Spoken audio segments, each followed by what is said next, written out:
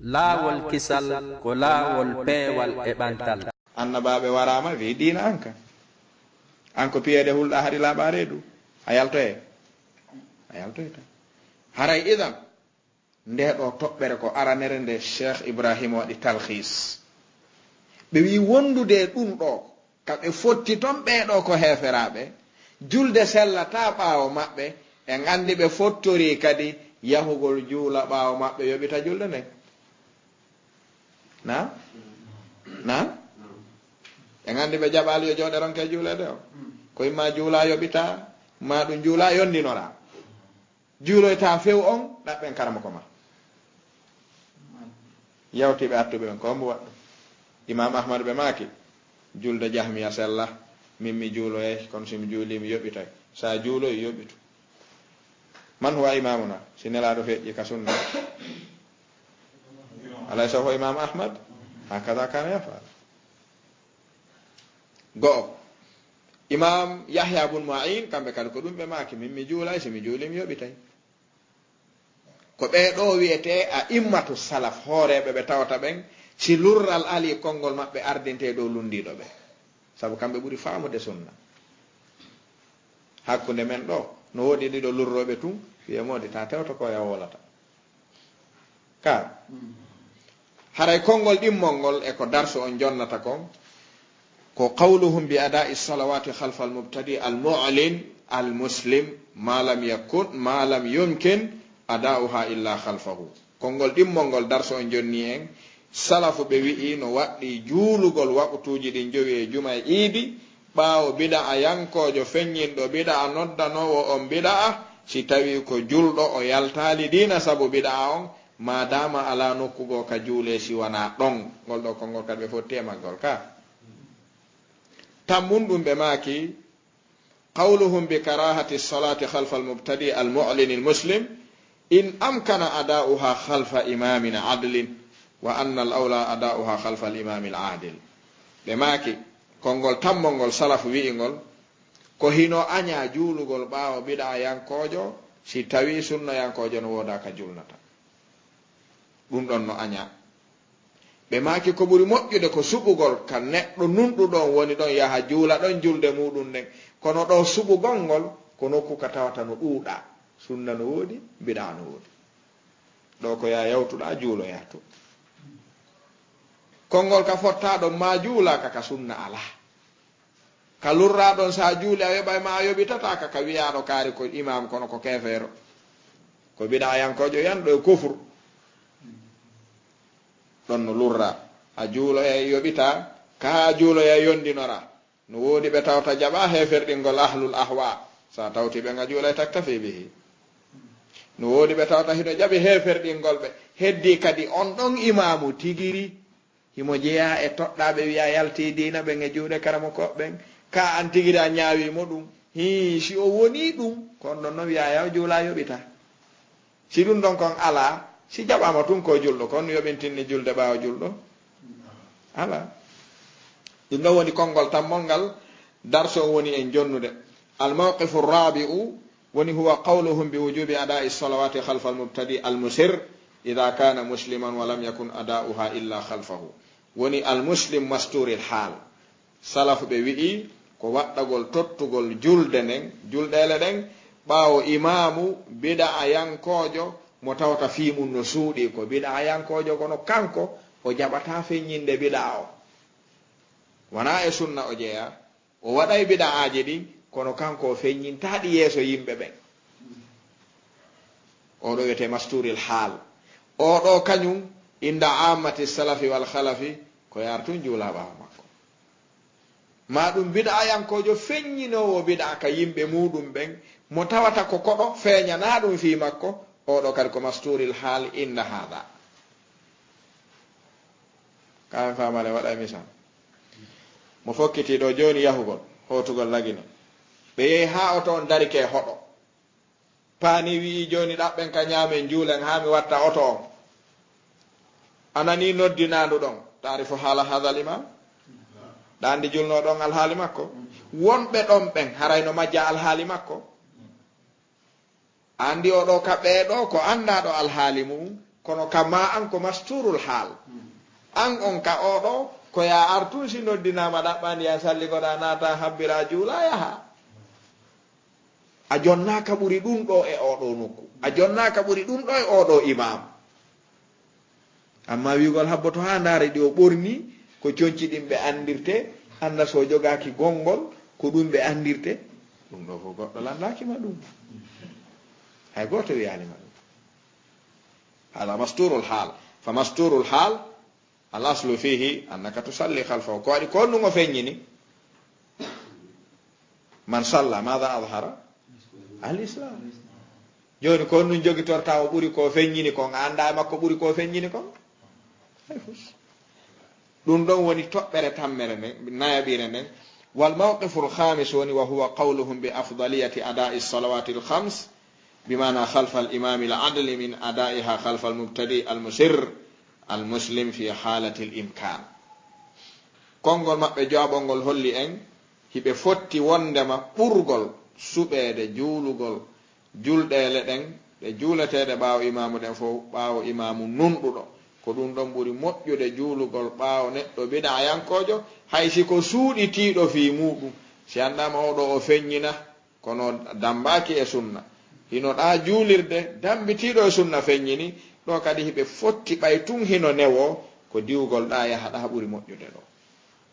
en hanu senninirde ka newoto suɓidirgol e ka newatako fulɓe fuu taɓen wo ndino weli ndino metti ko kore buy jooɗi siko horde wotere jooɗi haray ko weli ɓura ko heɓi kana ene wi ɗum ɓanniɗo eyi ɗo ombu ɗo wela ɓanniɗa eyi ɗo no moƴƴi ñamen ɗo ko de buy jooɗi ka siwana ɗum udditi ko ɗum ɗo tun woodi hi ñamen nani aw no weli ko ɗum ɗo heɓi ko weli ɓurako si tawi ko kañum tun en faami juulirde go ala si wona ɗo ko ɗon marɗen ko weli ko juulirde ɗinno ɗo sunnanoɗa biɗanoɗa julde ɓawa biɗa en kojo welamodi mayn to ɗo no woodi kasuɓe si ala kasuɓe ya ahi ko woodi kon ko ɗum ko weli ɗum woni ko weli jooɗagol ɗon ronka juulude ɗon no wawi ronkugol ñamugol ko woodi kon ha maaya wiya no habbi ko weli haray moƴƴi moƴƴali idan almawqifu sadis wal akhir wa huwa qawluhum bi adai lsalati halfa masturi lhaal ɗo ɓe ala khilafe hiɓe fotti no waɓɓi juulugol ɓaawo kala fewtuɗo qibla feññini julde a anda fi makko ko ya juulu ɓaawo makko imam ibnu hasmin ɓe maaki e oɗo qaida kal muhalla ɓe maaki si a ari e juulirde imamu feƴƴi ko julde o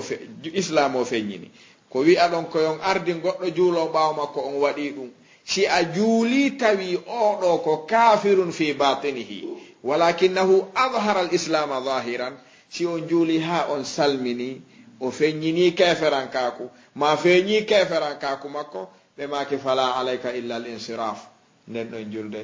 nde tippikema jommin ko wiya waɗi konga waɗi ko wattuɗa ɗon wo ko an woni wadde arana jommin wonma wiide ya waɗu en faami ɗon haray idan ɗeɗo toɓɓe jeego hiɗe jeeya e ko karamo koɓɓen addi khulasa almasala e ndeɗo toɓɓere وإن مما يجدر التنبيه عليه قبل إنهاء الحديث في هذا الفصل وعندما أن ترك صلاة خلف المبتدئ المسلم ليس مقصودا لذاته وإنما هو وسيلة لتحقيق مطلب شرعي وهو الرجوع بهذا المبتدئ إلى السنة والإقلاع عن البدعة فإن حقوق ذلك المطلب الشرعي وإن حقق ذلك المطلب الشرعي وإلا لم يكن مشروعا بل قد يكون بل يشرع التأليف للمبتدئ أحيانا بالصلاة خلفه وغيرها إن كان فيه تحقيق لذلك المطلب بما كي كوهان فرمير دي جندن كرمو كوبي ويبه بن جولتاك باو بدايان كوبن فوب مابbe woden hani famude wiugol juulatake ɓaawo biɗa yankojo laysa maqsudan li dhatihi shar'an wi'aka juulatake ɓaawo makko ɓayri juulatake ɓaawo makko innama huwa wasilatun li tahqiqi matlabin shar'i ɗo sen faami ɗo tun en fawtoto ɓe gandi ahlu sunna wal jama'a ino jeeya usuluji maɓɓe wi'ugol salmintake biɗayankojo biɗayankojo daratake si nawni defte biɗayankojo janngatake biɗayankojo riwaya muɗum jaɓatake ɓe wola ɗi konnguli biɗayankojo ɓaawo mum juulatake kono ɗiɗo itlaqatuji ɓe wi matlabu ha laysa maqsadan dhatiyan wona kañum tigiri woni ko harmina wi'a waɗatake ko harmi waɗatake kon dagata ko waɗugol joni noon ayyay ko andirta laysa matlaban maqsadan dhatiyan innama huwa wasilatun ila shay'in akhar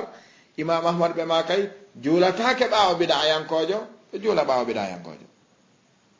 si tawno muharramun li dhatihi halla fa'alahu la ma fa'ala joni awa si innama juulatake ɓaawo makko jangatake defte makko salmintake mo so salmiti salmitatake so nawni o ndaroytake so maayi o juulatake ɗiɗo haray ko si ɗiɗo waɗaka ittay mo e ko woni kon ko wonɗen waɗirde ɗiɗo ko fiyo iw e ko woni kon si tawi ittatamo halay la hayra fihi ara ala nafoore waɗugo waɗanen ɗum misal ñande gazot tabouk nelaɗon ɓayri fokkiti tabouk julɓe buy yahano julɓe buy kadi yahuno ɓen ɓe yahano ɓe hanano ronkude yahude angal maɓɓe yahugol ngol tawno ko mukhalafa shar'i nelaɗon maki imme yahen joɗagol ɗon ronka yahude na ko hani ka joni noon nde buy ronki yahude nelaɗon arti buy attorno ka jolirde tawi nelaɗo no jooɗi goto fof adda ganto mo woɓɓe arayna nelaɗo min mi yahano ko hanno mi yaha ko ngesa mbam mi wonno alano mo mi acca toon mi hulita ɗum bonu ɓe maka awa ɓe jaɓana mo woɓɓe arayna min hari ko sunnu wonno bafal ngal boni tawi mi ala laaki ala ko sokire ɓenna awa woɓɓe enna hari ko fay ɓen hari sonnajo on ala ɗon ala ko dankobo bo ɓen ɓenna awa adduɗo ganto ɓe jaɓa tato ari addi gantoji ɓe wi onon wa akharuna murjawna li amrillahi onon ɗo tato minnata on awa minnata o fiyake mon no wenga tuma joni mi woli fimo ɗon awa sina ɗumi mi wolta fimo fi on no nelaɗo jaɓani capanɗe ɓe salani tato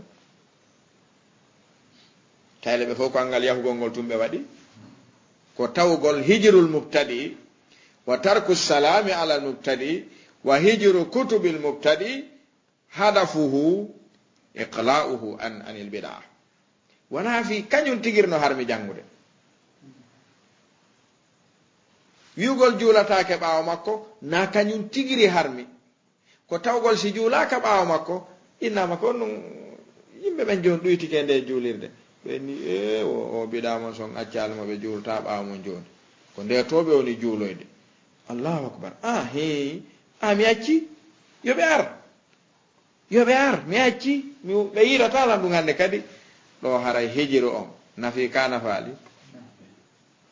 si tawi nafa joni ɓe yimɓe ɗuytike ɗon ɓenni joni woɓe juulta ɓaawo mon ɓayɗon jogui biɗa kaarijo ko nde juulirde to ɓe woni juuloyde si ɓe faala ɓe feƴƴitoy hay nden faala na ɗon ɓe haɗata haaji hombo noon hombo haajayi ɗum ɗo haray kon ɗon nafoore nde bimana jogitoɗe moƴƴa faamen konnguɗi karamo koɓɓe la yusalla halfa al mubtadi wala yusallamu ala al mubtadi wa yajibu hijru al mubtadi laysa maqsudan li dhatihi innama huwa wasilatun ila ghayrihi ko ƴangal ne'ugol mo ngol e yiltugol mo ngol e artirgol mo ngol no woodi yimɓe ɓe tawata ɓe waɗa e bida'aji tawata ko moƴƴodirgol e maɓɓe ɓuri moƴƴude e maɓɓe ɓuri moƴƴude e diina ka ayiyano nelaɗon no yaha heɓa honateeri e tippiro islamu jihadi si ɓe heeɓi honateeri ɗuɗundi ɓe ɗatta ɓe okkora heferaɓe ɓe jaɓali islam taw ko tawata julɓe ɓen heɓata fi hon ɗum ta'lifan lil qulub si tawi arama ɓayri naafi no harmi few julgol ɓaawo biɗayankojo on mo wi ɗum no harmi few karamo kojo harminta konngol karamo kojo harminta ko harminta ko konngol joomi men ma konngol nelaaɗo mo wi assalatu halfa al mubtadi la yajusu mutlaqan fa alayhi dalil min allahi wa rasulihi si ɗum ɗon ala konngol karamo kojo wonɗo wo ala wawɗo harminde on ala joni honto ko wigol cheikh kaari wi dagatako ɗon ko gonga ma honto dalil cheikh kaari on dagatako on honto ngol woni e ɗum ɗon nde ala ɗo a joni terto ɗum ɗon koɓe maaki ɗo kon wona ɗum kamɓe tigiri ɓe faandi ko ari ɓe jaɓa hiɓe harmina kamɓe tigiri ɓe jaɓa hiɓe harmina ɓe ɗagina joni noon sen faami tun oɗo nukta nastarih en fowtoto wona kañum tigiri woni ko harmi o gandi hay sonnajo ɓe innayi salmingol sonnajo janano dagatako hal huwa muharramun li dhatihi bal innama huwa muharramun li gayrihi ɗawi ɗo e sonnajo janano harmintake fotta goɗɗo salminama na noon jonnugol jungo wonɗen wiide na ɗum ɗon de na musafaha sendidiren baynal musafaha wassalam salmingol debbo janano ka jungo no harmi mutlaqan hada muharramun li dhatihi nelaɗon ɓe maki ta on salmin debbo janano jungo kono fottugol e makko ene assalamu aleykum wa rahmatullah imamu nawawi ka al adkar ɓe waɗi damal ko hombo salminte hombon salmitatake ɓe janti toon debbo janano cheikh Ousaymin ɓe maki wondude ɗum ɗon hiɗara ka galle ma tawa debbo no ari koɗi ɓeygu ma salminamo hiroɗa mo landoɗa si ɓeygure makko no e jaam ino wiyata debbo janano salmine ɗo sa salminali oɗo haray aboni e makko e se ko salmingol mo ngol harmi e sewi moƴƴano salmingol debbo janano no harmi ɗafotta ɗo e ɓiɗɗo bappa ma ma ɓiɗɗo kawma ma ɓiɗɗo yaye ma mo tawata no harmi ka jomba ɗum few kono hara ko enɗam ma hippuɗam salmingol debbo janano no harmi on a gollitiray ɗum e ɓeɗo fo na eɗa salmina ɓeygu bappa ma ɓe ɓiɗɗo bappa ma jiwo ka salmintamo assalamu aleykum wa rahmatullah fi honnu imamu nawawi ɓe maki debbo janano no harmi salmingol ɗo sa salminali oɗo e sena tajugol enɗam fokkiti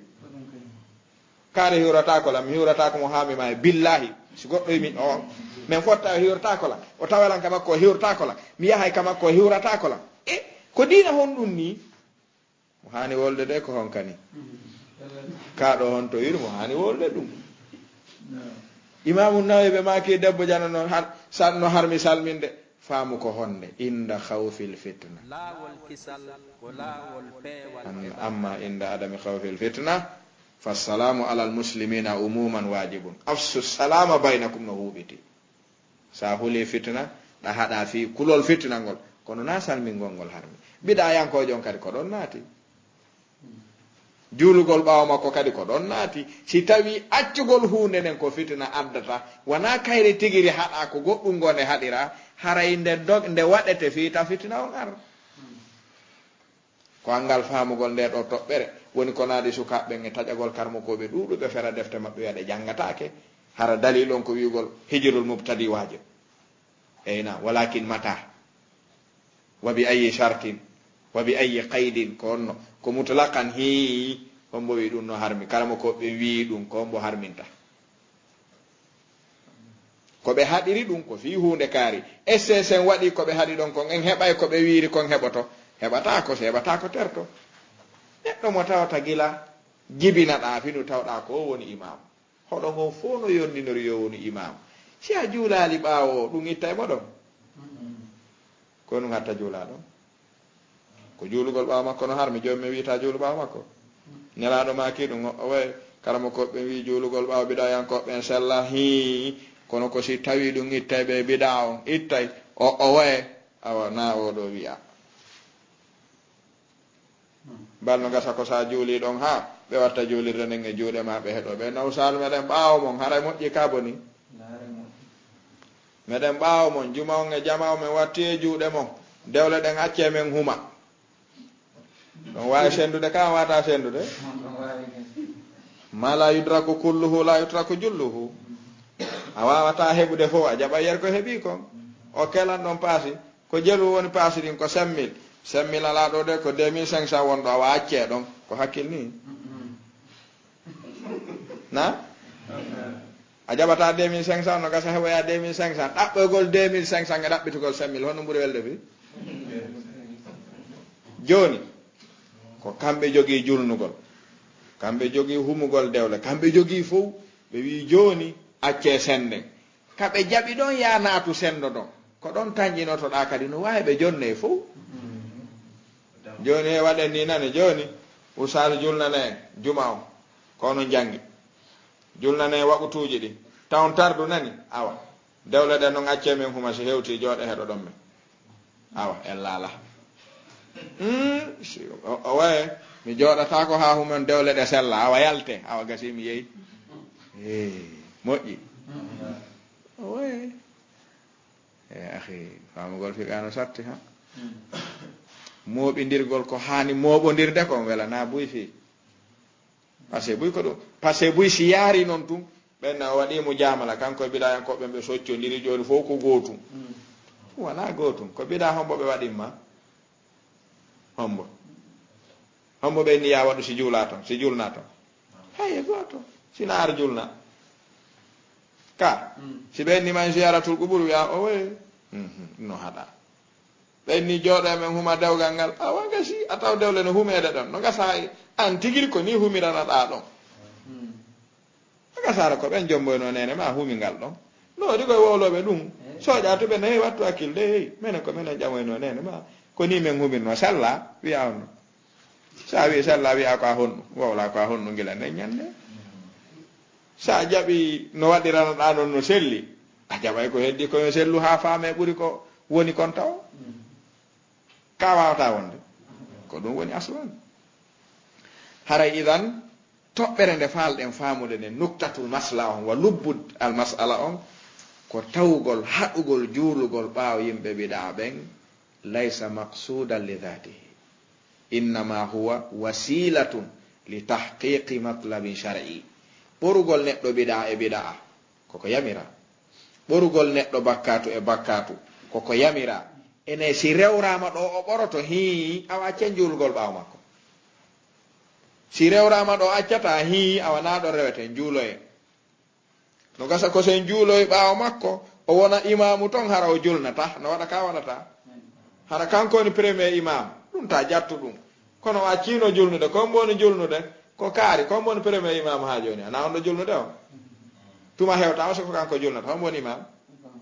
tawgol ɓeeɗa jogoto inde nden golle ɗen hendoɗa ko nu lorrota hay fus haray docteur ibrahima ibnu amir arru hayli ɗiɗo hiɓe jeeyaɗi ɓe jantani en e nde ɗo deftere mawqif ahli sunnati wal jamaa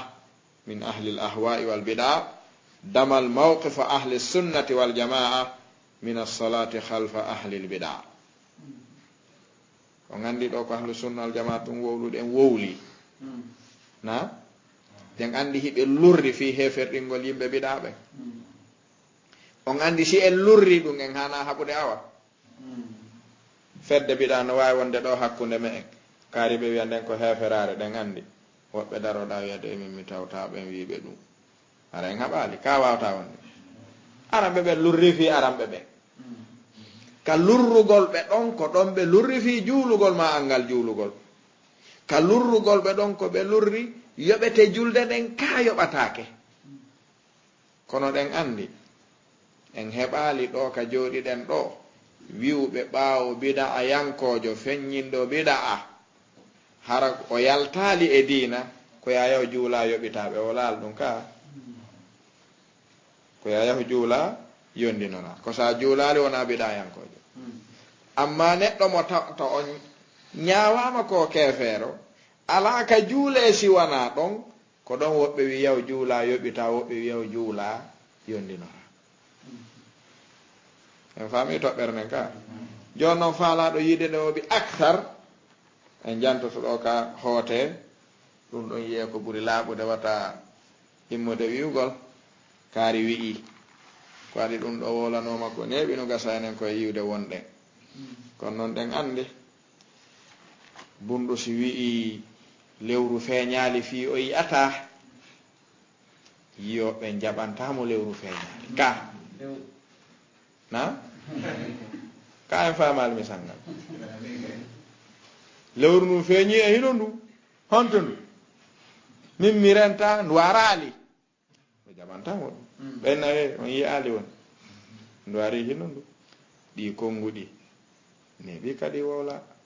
cheikhul islam konnguɗi maɓɓe ɗin ɗo waɗi duuɓi 700 e duuɓi 4 e duuɓi 3 e duuɓi 4 ɗum hari fimen wowlama kono kaka qada wal qadar hari en arali aduna ka ɗum woɗɗi no neeɓi kono ene ɗum ɗo wona kesunge men na ala jadid no woni ɓe walanta ɗum ɗo tama koye nande kadi waɗi fitna hooli musibo woy ɓawo biɗayankoɓe he juule joni fof ko gootu o gandi no waɗi famoɓe nguɗo faamu a joni e wo biɗa ala joni fof ko gootu joni juulen ɓawo maɓɓe jillo waɗen fof joni fof ko gootu ko ɗum o wi a goto wiyaɓe goto wiyaɓe ko wi'a juulugol ɓawo neɗɗo biɗa no haɗa si tawi no woodi ka juule harana ɓawo makko si tawi ala ka juule ka wana ɗon haɗuɗo ɗum ɗon wo ko kanko haɗi ko newnako ɗum ɗon no laaɓi masadir wa maraji ɗum ka sappinten yer wawɓe yaade darta defte ɗen yi'a en sappina e dame ɗen daren dame ɗen no tindina ɗeɗo fof hiɗe wooli konngol gotol fulɓe fuuta ɓen wo si buy tutti gooto loppoto ka si buy ɓe yiida gurdam wowli konngol gotol e hunde wotere haray kaka ɓe on ɗettude ɗon woni hunde wotere sina ɗum ɓe lurra e ɗum nde ɗo deftere nde weƴƴituɗen jannguɗen e mu'um en ala e muɗum si wona eggugol ngol moɓugol ngol falfadlu bada allahi taala yarjiu ila docteur ibrahima ibnu amir arruhayli huwa alladi jama shawarida almasala ko kamɓe oni moɓuɗi moɓuɓe orunoɗi yeyyitaka few ɓe sortoyɗe nder pammeji e nder berɗe ɓe artiri ɓe sani ka dinguira tayar ɗo yiyay na kum ɗo ari yeyi e kum arti ko ɗum woni shawaridul masala nde ɗo mawqif ahli sunnati wal jamaa min ahli l ahwa'i wal bida'i ko nde ɗo ɓe waɗiri doctora maɓɓe on ɓe waɗi nde khidma mo tawata no fanɗi ka yi'ata golluɗo nde ɗo toɓɓere wano ɓe golliri noon yimɓe sunna ko honno jogori yimɓe biɗa fi heferɗingol ɓe ko ɓe heferaɓe ka ko ɓe julɓe ka ahlu sunna wal jamaa hiɓe lurri ko ɓe heferaɓe ka ko ɓe julɓe fottuɓe ɓen ko ɓe heferaɓe kono hiɓe fotti kadi heferɗingol fedde nden waɗɗinta heferɗingol afrada alfirqa ɗon kadi ko hunde sewnde ɗon andi ɗen wawide ɗo fedde kaarire karmo koɓɓe ɓe wi ko heferaɓe on lujuna dayman wi fedde kaarire ko heferaɓe ɗen wawide ɗum kono a suusata fottude e afrad hadihi lfirqa wi'a hada kafirun bi aynihi hara ko ɓawa ahlu sunna wal jamaa bakiɗa illa bada iqamati lhujja wa bayani lmahajja sina ɗum ko yawi fedde nen kone heferaɓe heddo neɗɗo jeyaɗo ɗon on sa yiyali ko ñinni hujja e dow makko wiya ko julɗo ɓay ko ɗum o feññini ha yiya ko wawimo ittude ɗum ɗon andi ɗo kadi en wawirtani buy kadi wawata nanude ɗum o nana ɓe nani majjere nani fetere nani wo ko heferaɓe yimɓe ɓen ton ko julɓe ɓena ɗum no wawi moɓodirde ɗum moɓediranoma neeɓi ka marɓe haqqille ɓe marɓe haqqille ɓe mooɓino ɗum laysa min altanaqud jeyaka e piyodirgol walaysa min al abdade kadi en jaɓinoɗa nelaɗon welliti en suusali toɓɗade en moɓidirali ɗon na en moɓidiri nde ɗo deftere hiɓe yewti fi ronugol yimɓe biɗa resingol yimɓe biɗa resangol yimɓe biɗa juulugol ɓaawo maɓɓe kala gollodiral ko landi yo yimɓe sunna gollodiri e yimɓe biɗa hara ko tahta saytorite sunna hara koye dow sunna haɗete ɓurtingol ala raɓɓindinnagol ala ko ɓe acce deftere no ɓe addal mi jallaɗo ɗiɗi lutti joni en faamay ka en famata hiɓe waɗi toon damal ñawore ñamugol kirse yimɓe biɗa ɓe waɗi tafsila ɗum qalla an tajida hada tafsila illa fihi ala ko ɓe acci ko gollonirta yimɓe biɗa ka yimɓe sunna si wona ɓe addi hikki ɗon dimmere nde majmu fatawa cheikh l'islam ibnu taymiyata mo jallat 11 on bab al imama ɓe waɗi damal al imama damal al imama ko hombo hani ardade ko non neediji ardagol neɗɗon ko honno wata o ardine ɓe sendi ɗon suɓagol kaari ardinamo e tawgol kaari ardinama juulugol ɓaawo makko hara welaka ma serti tawi koye ɗaɓɓu imam ya ummul qawma aqra'uhum li kitabillah ko on suɓeten si tawi noon wona enen suɓoto koyen artawen suɓama ɗon en suɓata komo juulen ɓaawo muɗum komo tawɗen on juuleten haray tammere nde woni qa'idatun fi jam'i kalimati lmuslimin nde ɗo nde ɗuuɗa ha janngugol ndene fof no moƴƴel ngal ɗo damal tentinino qa'ida arano on hino tindina ko deftere nden jokki kon cheikhul islam no waɗi ka damal aranal ko ɓe udditiri deftere nden qa'idatu ahli sunnati wal jama'a fi rahmati ahli lbidai wal ma'asi wa musharakatin fi salati ljama'a ɓe makino jeeya qa'ida mo ahlu sunna wal jama'a fotti tawgol hiɓe hani yurmede yimɓe biɗa ɓe walla ɓe no ɓe yaltira e biɗa'aji ɗin ɓe yurme yimɓe bakkatuji ɗin ɓe yaltina ɓe bakkatuji ɗin kamɓe kadi ɓe jillodiray e yimɓe biɗa ɓen ka julde jama fihi ɓe jogii biɗa siko kamɓe woni almamiɓe ɓen fewdo ɗon haɗata ɓe yaaɓe jillodira e maɓɓe ɓe juula ɓaawo maɓɓe ahlu sunna wal jama andiraka ronkude juulude julde jama fi tawgol imam on ko biɗa yankojo ala ka juule si wona ɗon ɓe andiraka ɗum joni noon ɗen andi na wawi askinkinade e maɓɓe ka konngol kono gollal ngal si dartama tawana gollal maɓɓe ngal wonɗa gollude no wona ko ɗum sen yi neɗɗo no heɓa ɗo carte d'identité leydi a yataka carte o moƴƴinte to wiya moƴƴananela ɗon carte d'identité komi wujjomi fusa e cuuɗi ɓe joni noon carte ka min komi neɗɗo leydi nin komi jeeyaɗo e citoyen leydi nin citoyen leydi ko wallitotoɗo leydi ka ƴetta carte leydi ni watta ka jiifa fusoya cuuɗi o yana toon ɓe hocca mum hara ko neɗɗo leydi nin fusi sundu wujji ka neɗɗo no wawi ɗettude inde ahlu sunna wal jamaa o jogo hara golle makko ɗen ko fusugol cuuɗi maɓɓe ɗin tun kaɓe darni o fusa kaw golli o yehi o si ɓe ari ɓe ta allahu akbar ko hombo kadi rewi ɗo ko jeeyaɗo e men dowo no waɗa haray nayaɓire nden woni min haaju sunna annabawiya nden kadi ko cheikh l'islam ibnu taymiyata waɗi nde hiɓe waɗi kamo jallado nayaɓo fi juulugol yimɓe sunna ɓen ɓaawo yimɓe biɗa ɓen si tawi ala ka juule sina ɓaawo maɓɓe hiɓe waɗi ka deftere maɓɓe kadi talbisu aljahmiya bayanu talbisi aljahmiya hiɓe waɗi toon kadi kamo jallado arano newnugol yimɓe sunna ɓen juulugol ɓaawo yimɓe biɗa ɓen si ala ka juule si wona ɓaawo maɓɓe sen darti kadi ka naylul awtar sharhu muntaka al akhbar imamu shawkani hiɓe waɗi toon damal hollaygal ɗum no selli ɓe maaki babu ma jaa fi imamati lfasiqi hiɓe adde ɗon damal dagagol juulugol ɓaawo neɗɗo fasigiyagal noon ko ɗiɗi fasigiyagal biɗa e fasigiyagal bakkatu jeeɗaɓire nde woni al insafu fi marifati rajihi min al khilaf nde ɗo ko imamul mardawi waɗi nde kam jalladu nayaɓo ɓe maaki fi juulugol ɓaawo ɓeɗo yimɓe ɓe tawata ko yimɓe biɗa ma ɗum ko yimɓe goopi ko nooni ko ɓuri sellude kon ka malhab alhanbaliya saabu ko nde ɗo jittini kala ko jilla e muɗum luutodira ka madhab hanbaliya nayi jeetatire nden woni almughni imam ibnu qudama en jangi ko ɓen ɗon addi e nder darsu on ɓe waɗi ɗamal babu imama babul imama wa salati ljamaa ɓe waɗi ɗon fi juulugol ɓaawo yimɓe biɗa e yimɓe fasigi fathul bari sharhu sahih lbukhari imam ibnu hajar kamo jallat ɗimmo hiɓe waɗi imamatul maftun wal mubtadi ngal ɗo damal hino tindini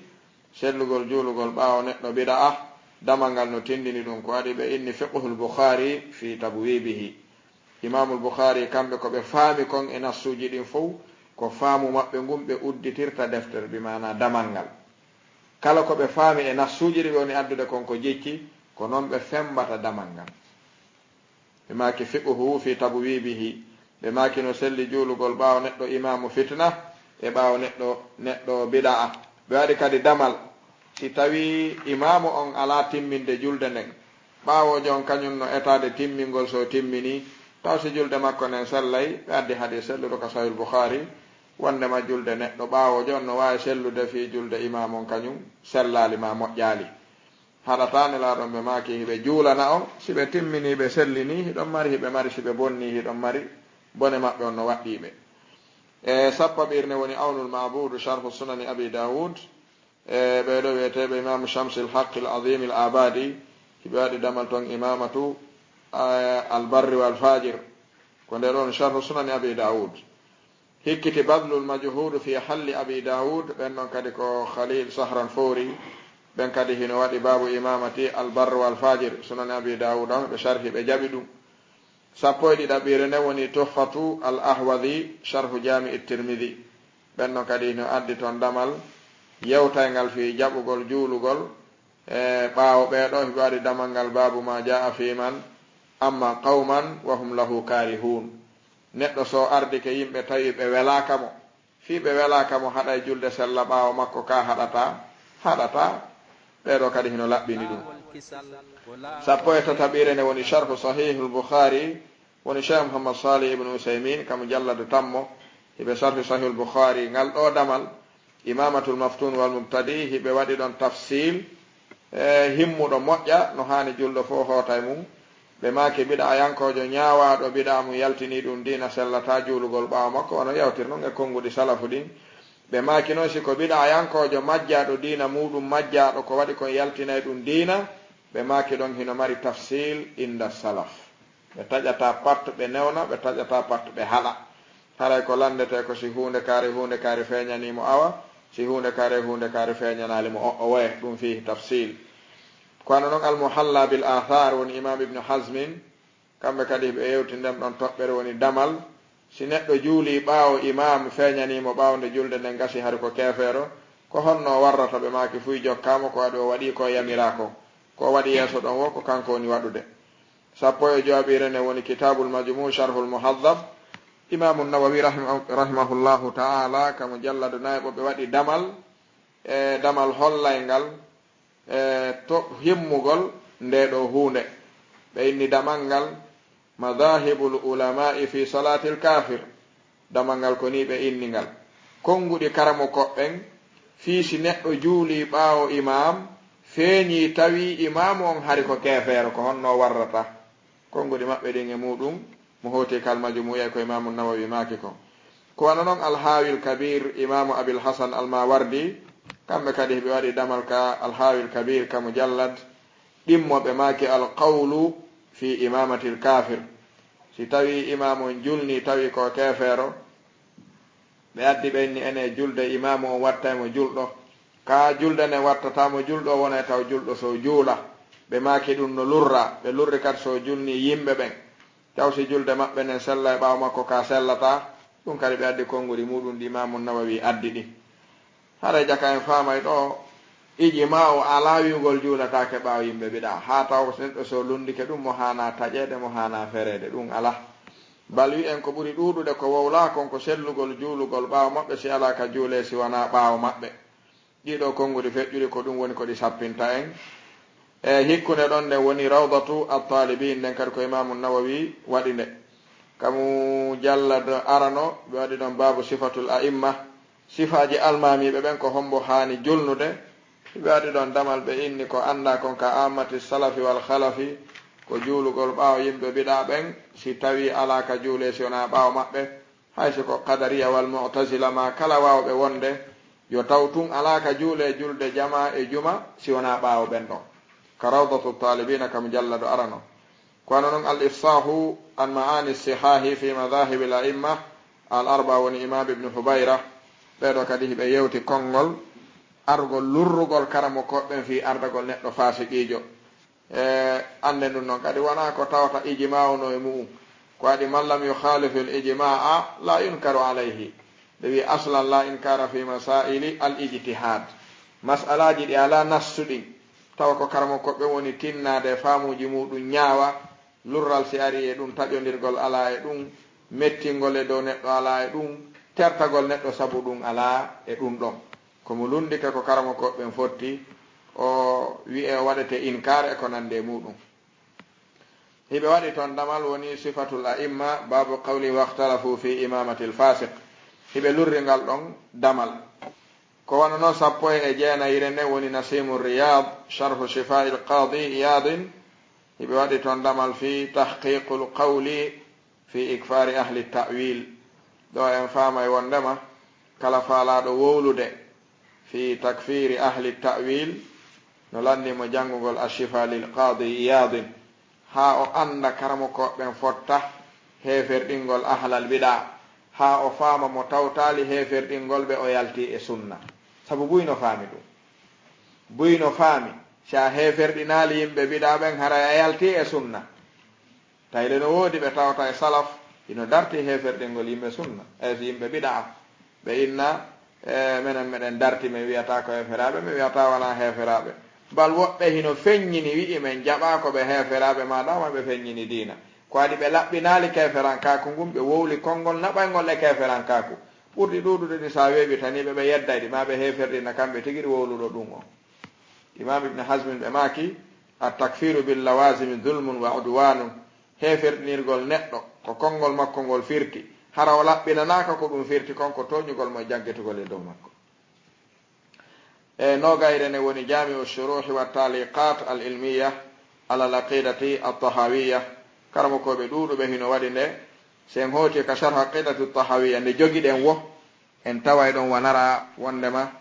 as-salata khalfa kulli barrin wa fajirin min ahli al-qibla ko ɗum woni ko ahlu sunna wal jamaa andira wa ala man mata minhum juulugol kadi kala maayuɗo e maɓɓe kamɓe yimɓe qibla ɓen ko ɗum woni ko ɓe andira si wona hara ɓe fottu e neɗɗo goto toɗɗaɗo wiyaɗo yaltinama e nder diina sina ɗum ko wirte juulatake e ɓaawo makko na fi harmugol juulugol ɓaawo makko ma juulugol e dow makko haray koye damal newugol mo wano nelaɗon salortono juulugol yimɓe ñawliɓe ala ko yoɓa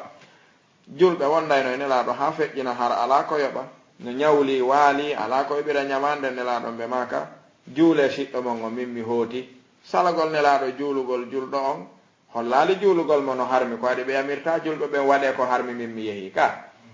haray ɗon ko damal newugol wano noon kadi neɗɗo si wari hoore muɗum on noon kadi haray tedduɓe wattanteɓe haqqille muɗum ɓen hanamo juulude kono wona damal harmugol juulugol mo julɓe ɓen juulaymo lootamo juulamo surroymo ka berɗe kono imamu ɗoftaɗo heɗa on noon o saloto juulugol mo fi yo waɗoɓe ɗum ɓe rento kañum kadi wata ɗalo e heɓugol wa oɗo yo juulu ɗum sen faami tum gollodire ɗuɗuɗe ahlu sunna hakkude maɓɓe yimɓe biɗa ɓen ko laysa amran maqsudan li dhatihi innama huwa wasila li tahqiqi matlabi shar'i en fototo ko ɗuuɗi e famugol nassuji karamakoɓe yawtuɓe ɓen ko wana noon a taliqatu lmuhtasara ala matni laqidati tahawiya cheikh fawsan waɗi nden ɗon woni sengo ɗerol ko wotere 150 cheikh fawsan koɓe nafirta e nden ɗon deftere ko hollugol ɓeɗo yimɓe wonɓe yande biɗa ma wonɓe yande e shirkuji ma e ko nandi e mu'um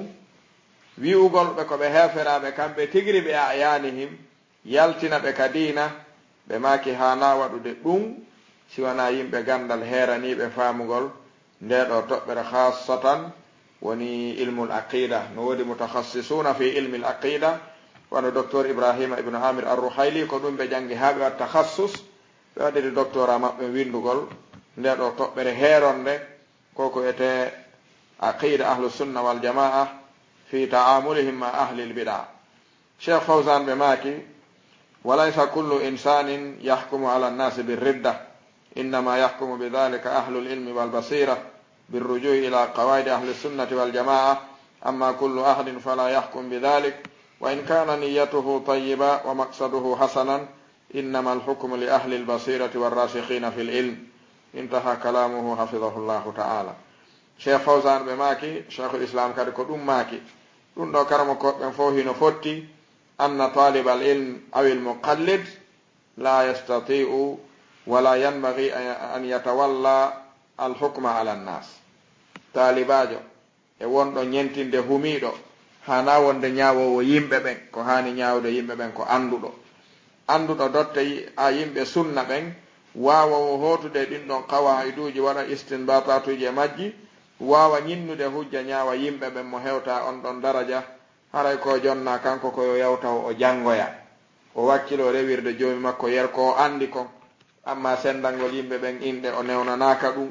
kaari ko biɗayankojo kaari ko fasiqijo kaari ko kefeero kaari ko sirkowo e talibul ilm ɗum ɗo ko hunde nde handa e makko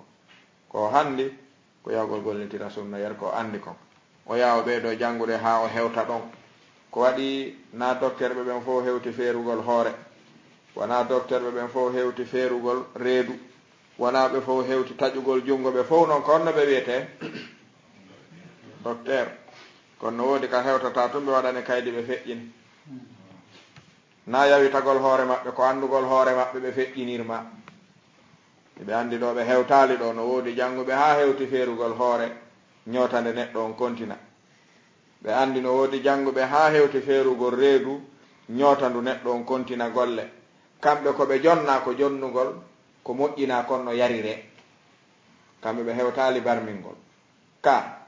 no woodi hewtuɓe pikugol no woodi docteur ɓe ɓe hewtal ɗon si tawima pique ɓe nayi habbo ha kaari ara harole mo ɓorni dolokke maɓɓe on ka ko honno noon ɓeeɗo kañum reeniri ƴiiƴe yimɓe ɓe reeniri ɓalli maɓɓe ɗin sabu hoolaare e yurmingol yimɓe ɓen ko ɓe annda kon ɓenna ɓe annda ɓe feƴƴina ka annduɓe ɓen taalibajo kañum jooɗoɗo ɗetta daraja mufti jaabo kala ko woni hewtuɗo ka makko o hewti ko ɗo haaɗa ala ka feƴƴa ɗum fi honnum ɗum so fottiɗo mo reedu musata so wi reedu no musanmi ka kalabtano sappantomo onne talan anndi lekki ɗum komi jannga ɗum mo wi reedu no ɗoga o annda lekki mum mo wi no giila o annda lekki mum ko woni wo ko wigol yaw ka labtano ko nun landanteɗa ka dina kan ronka wiide yaw ka jannguɓe ɓen donc a ñaaway a senday a feƴƴinta hay gooto ɗa noon hewtuɗo koye a feƴƴinmo haray kaka dina ɓuri handude nde neɗɗo on yurminta dina yimɓe ɓe ronka wolude makka ko anda ko adi sa woli anda tun a majjina yimɓe ɓen ko ano noon tashilu fahmi sharhi aqidati tahawiya nde ɗo deftere oɗo karamokojo hino waɗe mayre alfu su'alin wa jawab fil aqida lande wulure landeteɗe jaabe ko yondire aqida ahlu sunna wal jamaa ɗe ɗo no gata e jowi a anda summa tunsibu nafsaka muftin fil aqida wulure no waali a anda sappo kono jaborta e ngal ɗo dama ko fitina wonata e hikkiti ɗon noga e ɗiɗaɓire nde woni dawabitul imama fi ddini inda ahli sunna wa shi'a wa sufiya nde ɗo deftere ko anwa'uha wa ahkamuha wa mawqifu ahli lbidai minha woni imamaku ko yimɓe sunna ɓen faami konge ɗum ko yimɓe suufiya faami konge mum yimɓe shiya ko faami konge mum a yi ay noon ɗo ka gollitirgol ñawore nden faamu ngun tawa mbuyi ko faamu ahlu sunna ngun wino fiɓi kono si golle ɗen hewti tawa ko golle lundiɓe sunna ɓen wogoni ko gollata sabu ngal ɗo gollal ngal wiɗen salagol juulugol ɓaw yimɓe biɗa ala ka juule ko wona ɗon finde ahlu sunna nde wona ɗum wi kono gollal maɓɓe ngal ko juulugol ngol wi gollal maɓɓe ngal wi sino woodi ka juule ta juulu ɗon finde maɓɓe ne wi sino woodi ka juule ko wona ɗon ta juulu ɗon konngol maɓɓe ngol e finde maɓɓe nen holli si tawi ala ko wona ɗon ko ya juulu ko waɗa noon no gayta taɓire nde woni sahihu fiqhi sunna wa adillatuhu wa tawdihi madahibi l aimma ɓeɗo kadi abou malik kamo jallado arano ɓe waɗi toon damal babul imama wa ahkamiha fa fihi tafsilul muhim fensitande labande kadi hino ka maɓɓe ɗon hakkunde neɗɗo mbiɗayankojo yaltuɗo e diina ma ɗum mbiɗayankojo mo yalta e diina ko ano noon tamamul minna fi fiqhi lkitabi wa sahihi sunna woni abou abdirrahman adil bun yusuf il azzazi kamo jallado arano ahkamul imama faslu hukmi salati halfa alfasiqi walmubtadi ɓe waɗi ɗon nafoore nde tawata ɗuɗata yide nokkugo si wona ɗon ɓe rutti kala wi'uɗo itlaqatu salafi salati halfa ahlil bidaa wo falmuradu bihi al umara no woodi faamoɓe ɗum wiya salaf ko juulayno ɓaawo muɗum ko ɓaawo lamɓe ɓen kono neɗɗon si ko imamu wona o lamɗo ko imamu e juulirde tun biɗayankojo ɓe juulata ɓaawo makko cheikh yusuf bun adil al azzazi ɓe maaki hatta radda ala man qayyada al jawasa bil khawfi ɓe maaki wo salaf ko juulirayno yimɓe ɓen wi'ay ko salafu juulirayno ɓaawo lamɓe ɓen ko tawgol ɓe suusatano ɓe kamɓe jogii doole ɓe inni wiwɗo ko ɓe juulirayno ko kulol kaafa o haray taw o tuumiɓe ko waɗi koɓe maawiɓe fii diina ha nelaɗo acci heddiɓe ɓen ɓe wulata mayde fii diina wo ɓe maki hafidahu llahu taala qultu wa taqyiduhu bilkhawfi la dalila alayhi fi lhadithi bal huwa ala umumihi wi'ugol ko kulol julnaynoɓe ɓawolanɓe ɓen wona ko diina newni hadis on ala ɗum bal hadis on no holli no selli juulugol ɓaawo kala neɗɗo fewto qibla juula si tawi ala ka juule si wona ɗon lutti si ko ñaawaɗo keferan kaku muɗum a juulay yoɓa ka a juulay yondinora ka ahlu sunna wal jamaa ɓe maki noga ja ɓunɗum aljamiu li ahkami fiqhi sunna woni cheikh mohammad salih ibne uthaymin ɓe waɗi ɗamal babu istirati l adala fi l imam ene no sartina neɗɗo gona nunɗuɗo so wona imam ɗon kadi ɓe yewti ko ɗuuɗi noga e jeega ɓunɗu woni majmu fatawa wa maqalat mutanawwi'a cheikh abdoul asis bun baz rahimahullahu taala hiɓe landa su'al hukmu imamati l mukhalifi li ahli sunna kal ash'ari wa nahwihi hiɓe landa kon ɗum juulugol ɓaawo neɗɗo lundiɗo yimɓe sunna e ka finde wano nde fedde ash'ariya ɓe maki hino selli juulugol ɓaawo kala neɗɗo mo ahlu sunna wal jamaa ñawali o yalti diina siko kanko woni imam ɗon no selli juulugol ɓaawo makko kamɓe ko ni ɓe makiri ɗo ko wana noon ɓe maki e konngol goo ɓe landama hukmu salati halfa man urifa bil guluwi fil anbiya wa salihin juulugol ɓaawo neɗɗo andiraɗo lugginagol e ɓeeɗo moƴƴuɓe waɗana ɓe ko tawta ko joomi men heerani e hiɓe mari ɗon konngol kamu jallado nayaɓo konngol ngol tawata yiiɗongol ɗon wo watta e hakkil faama neɗɗo teddali ha o feƴƴi yiltagol arta e goonga hiɓe mari ɗon ruttitande moolanade nde ɓe waɗuno fatwa kamɓe cheikh abdoul asis bun bas ɓiwgol sellata juulugol ɓaawo ala immati azaydiya ko waɗi ɓen hino andira al gulu fi salihina e ko nande mu'um ɓayri ɓe waɗi on fatwa karamo koɓe yaman ɓen fof immi dari darde wootere wi oɗo fatwa cheikh bun bas no hani dartude o fatwa ko waɗi ɓe andali alhaali yimɓeɓe ɓe jaabi fi muɗum ɓe minen anduɓe alhaali maɓɓe ɓen na ko ɓe wiɗo konge maɓɓe men andi cheikh ibnu bas ɓe maaki ko non woniri mi andano fi maɓɓe ko laaɓaninmi ko wolanɗon mi ɗo kon hiɗon hoolaka an mi hutaki on mi jaɓi ɗum mi yiltitori ɓaawo ko mi wiino kon joni no selli juulugol ɓaawo maɓɓe ɓawnde min no sellata juulugol ɓaawo maɓɓe andiɗa wawi famude ɗo masala waɗa ɗum fatwa fellita ko ɗum woni gonga yiitoya ko fellutonoɗa ko gonga kon wona ɗum woni gonga yiltora ɓaawo ko non woni ɗum hay fo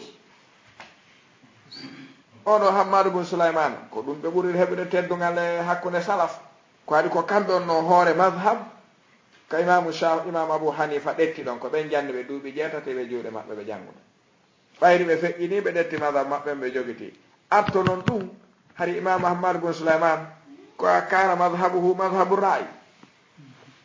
ko feere ɓe ɓurno ardinde e dow nassuji ɗi kono nde ɓe yehi ha ɓe yiiɗe karmo koɓe hadis ɓen ɓen yiltani ɓe piiji ɗuɗuɗi ko ɓe yiltani ɓe o ɓe jaɓa ko ɓe yiltani ɓe o ɓe jaɓa ɓe yiltito ɓaawo ha talibaɓe madhab on buyi ari feli ɓe wi ya hammad e undur kunta matbu an summal an anta sirta taabi an hari ko an woni ko jokka ɗo joni a yiltori ɓaawo ha woni jokkuɗo woɓɓe goo ɗum ko on no woni fii ɗum ɓe maki ko non woniri fende mi wonano jokkaɗo hari mi anda komi jokka ko moƴƴa joni noon mi andi moƴƴa wontugol lan jokko ɓuranin mi jokketeɗo ɓe makila an akuna danaban fil haqqi ahabbu ilayya min an akuna ra'san fil batil nde mi wonata bukkol iwtirgol ɓaawo goonga ɓuranin mi wonata hoore ardinde dow mere cheikhul albani ko ɗum yiltiɓe ko ɗuuɗi koɓe ñawayno hadise ɓen na kaari no selli kaari sella ɓe yeyta ha ɓenno komi wino kaari sella mi yiitimo selli kaari harno selli mi yiiti o sella ɓe maaki ɗum ɓe yal ɗum kamɓe sina teddungal julɗo kono enen so tawi koyen ŋato haray no waywa cula ko sa taƴi ɓaawo ngon hoore nden heddo ɗon tuttata accitata mare ko muskila jana ɗum haray allah subahanahu wa taala hawrindin en ɗum ko yiiɗi o wela ɗeɗo defte ɗe jantiɗen ɗo jantiɗen mujalladuji mum jantiɗen winduɓe jantiɗen hay dame ɗen ka tawoyte ɗon ko fiyo neɗɗon yaw ɓeydan dartude yiyana hoore mum so yiiri no yiiruɗen ɗo ni haray ko ɗum ɗo woni ko ɓeɗo karmo koɓe yewti yiwɗen faamuɗen so yii liddu ɗum ɗo haray neɗɗo ko jonna jokkugol koko o felliti wo so maayi o tawdoyi e joomi makko haray joom makko tikkanamo ko ɗum ɗon tun ɗaɓɓiraɗa ya mayiɗo kala ko jogitiɗa hiɗa sikkiti sa mayiɗo ɗum joomen lettete wa bil akhirati hum ko yuqinuna wiya kala ko jogotoɗa ko ya fellitu ko ɗum woni ko hanɗa jogade hay si wanna ɗum hanuɗa jogade yo taw a fellitu si jogiɗa sa sikkiti ke yilto sikki ala e dina ko pellettu wiyaɗa si tawi noon a felliti kadi ko ɗum ɗo jogeto ko fellituɗa kon kono wata jogito yaafi ko fellituɗa nder ga jogatake ala woni nafiɓi ko yaɗa ha fellituɗa jogatake o ala e ɗettu wallina ko waɗi piiho e aduna koye ɗo fop kala kun jogotoɗa ko fanni maɗa felliti kun nafudema téléphone ko séri wo ko jogotoɗamo ko fannima himo jaɓi noddugol noto piisno gollude réseau ɓe famodirde so acci ɗum ko séri o a waɗa mo nder carton mu amba yeggitama to ka radio ko kelɗi wo ko fanni maɗa huɓɓindo wola ko landiɗa yo wowlu kon so acci ɗum a wattimo bantade so wola wonde bantoɗa ronka wolude a gara e fi makko ka moto ko laba o sa dampay ha ronka huɓɓude accandu yaltinde yaasi ka kala ko jogiɗa haray ko jogorta ko fii ko ɗaɓɓirɗa kon hino ton diina ko jogorta diina ko ɓayri ko ɗaɓɓirɗa jogagol diina ko ya heɓo e wela e jomumen heɓa aljanna kono sa yehi ha sikkitike ko jogiɗa ɗo wona ɗum heɓoyta aljanna kono jogorta ɗum ɗon nafala aljanna aray moƴƴale en toro allahu subhanahu wa taala nde hollata en gonga o newnana en jokkugol gonga o holla en mere o newnana en tertagol e pottagol ko koyete mere si tawi woodi ko famini e muɗum haray ko allahu subhanahu wa taala woni ballo golle men ɗen e muɗum ko eggugol waɗa tarjama si tawi woodi ko fayini e muɗum haray koye min egguɗo on e tarjama on wonata karmokoɓe winduɓe ɓe windande maɓɓe nden no hisi e ko karmokoɓe ɓurɓen andude ɓen seedaniɓe kon ɓayri ko waɗirɓe nde doctorat waɗana munaqasa jonna daraja sharaful ula e muɗum hara wona talibaɓe seedaniɓe no selli hara en andi fala aybu fina laysa fil muallif wa ma alayna illa an naqla wa tarjama fama kana fihi min sawabin fa min allahi ta'ala wahda wa ma kana fihi min khata'in wa zalalin fa minni wa min ash-shaytan wallahu wa rasuluhu minhu bara wa akhiru da'wana alhamdulillahi rabbil alamin subhanaka allahumma wa bihamdika ashhadu an la ilaha illa ant astaghfiruka wa atubu ilayka wa assalamu alaykum wa rahmatullahi wa barakatuh laawol kisal ko laawol peewal e ɓantal